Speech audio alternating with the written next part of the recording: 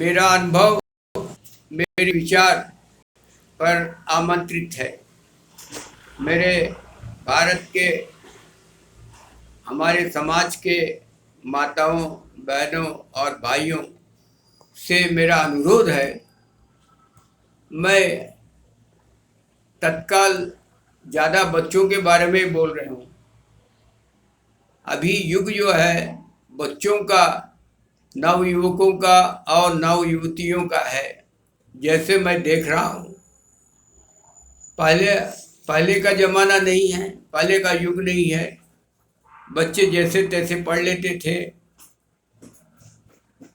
School जाते थे, पढ़ाई कर लेते थे, पास हो जाते थे। लेकिन अभी का ज़माना में जैसे तैसे पढ़ने से काम नहीं चलेगा। अभी का ज़माना में बहुत कंपटीशन है। इस कंपटीशन में बच्चे आगे जाके ठहरना पड़ेगा, बच्चों को आगे जाके सक्सेस होना पड़ेगा, सफलता पाना पड़ेगा। इसके लिए मैं माताओं से अनुरोध करता हूँ कि बच्चे जो पढ़ते हैं उनके क्लास बुक्स, उनके सिलेबस और किताब माताएं खास करके अच्छी तरह देखें। सिलेबस क्या है, पुस्तकें क्या है और बच्चे में क्या चीज़ की कमी है, बच्चों के पास कौन सी किताबें हैं, कौन सी नहीं है। उनके स्कूल बैग को चेक कीजिए, उनके स्कूल बैग को चेक कीजिए और स्कूल में जो पढ़ाई होती है उसके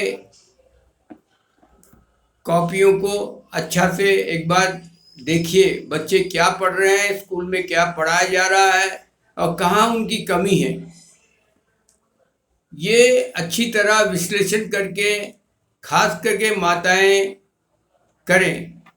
माताएं इसलिए बोल रहे हूँ कि पिता जनरली क्या होते हैं, पिताजी लोग अपने काम में व्यस्त रहते हैं, दुनियादारी में व्यस्त रहते हैं, उतना ध्यान दे पाते हैं नहीं दे पाते हैं। माफ़ कीजिएगा, माताओं को ही बोल रहे हैं। इसलिए माताओं से मेरा निवेदन है कि माताएं ध्यान देकर बच्चे क्या पढ़ रहे हैं क्या नहीं पढ़ रहे हैं उस पर अच्छी तरह अपनी समय थोड़ा दीजिए। अचानक हम बोल देंगे कि हमारे बच्चे ठीक से नहीं पढ़ रहे हैं करके दुखी हो जाते हैं, तो उस दुखी होने से कोई फ़ायदा नहीं है। अचानक कुछ होता नहीं है। आप बचपन से बच्चों के लिए ध्यान देना पड़ेगा। सिर्फ टीचर और स्कूल पर आप निर्भर हो जाएंगे तो बच्चों को आप जिस प्रकार चाहते हैं उस प्रकार से वो पढ़ाई में उत्तीर्ण नहीं हो पाएंगे। आज के कंपटीशन के ज़माने में ठहरना मुश्किल हो जाएगा। और साथ ही साथ ये भी निवेदन है कि बच्चे को तो आप पढ़ाई में स्कूल में भेज दिए, लेकिन बच्चा खांसता है, बच्चा सर्दी जुकाम में रहता है, फिर भी स्कूल चले जाता है। लेकिन आपको तो देखना पड़ेगा बच्चा क्यों खांस रहा है, क्यों सर्दी जुकाम है उसको। उस सर्दी जुकाम के लिए, खांसी के लिए या किसी तरह का शारीरिक कमजोरी के लिए आपको उसका निदान करना पड़ेगा। जब शरीर ठीक रहेगा तभी बच्चा ठीक से पढ़ पाएगा। आपको वो भी देखना है। सिर्फ किताबें खरीद के, स्कूल बैग खरीद के उसको स्कूल भेज दिया, उससे काम नहीं चलेगा। बच्चा का शारीरिक और मानसिक अवस्था पर भी आपको ध्यान करना है, बच्चा का रूटीन पर ध्यान करना है, बच्चा का सिलेबस पर ध्यान करना है और बच्चा का स्कूल की कॉपी रोज आपको चेक करना है। कहाँ तक, किस तरह, किस में कमजोरी है, कहाँ तक आगे बढ़ रहा है।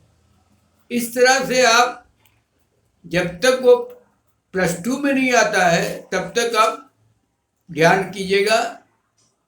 +2 के बाद वो अपने समझ जाएगा, उसके लिए आपको कुछ करने का दरकार नहीं है। +2 आते आते उसका अपना अनुभव के अनुसार वो अपना उसका बुनियाद ठीक हो जाएगा, उसके लिए तब सोचने का दरकार नहीं है।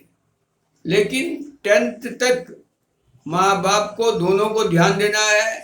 अगर पिता को समय नहीं मिल पाता, माता को तो पूरी तरह ध्यान देना पड़ेगा।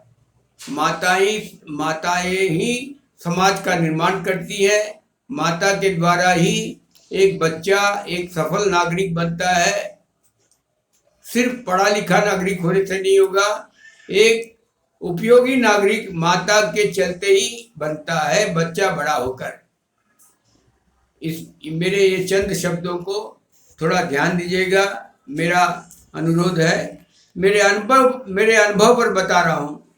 मैं कोई किताब में नहीं पढ़ा हूँ, मैं जो अनुभव किया हूँ वही बता रहा हूँ, इसलिए काइंडली थोड़ा ध्यान दीजिए। जय गुरु, जय भारत। मुदिगंटी बोलता है।